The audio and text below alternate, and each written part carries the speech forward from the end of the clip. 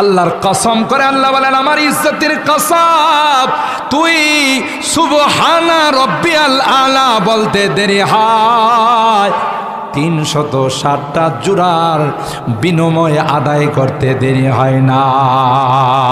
আল্লাহু আকবার বলে। শুকরে নিয়ামত নিয়ামতাত আফজু কুনাত, শুকরে নিয়ামত নিয়ামতাত আফজু কুনাত, কুফরি নিয়ামত নিয়ামতাত বেরু কুনাত। শুকরিয়া আদায় কর, ক্যালসিয়াম আরো বাড়াই দিব। শুকরিয়া আদায় করবে না, ক্যালসিয়াম কমাই দিব, একদিন তুই পঙ্গু হয়ে যাবে। কথা কয় না।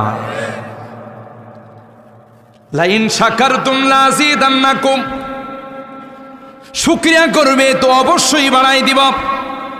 ওয়ালাইন কাফারতুম ইন্না আযাবি লাশাদীদ।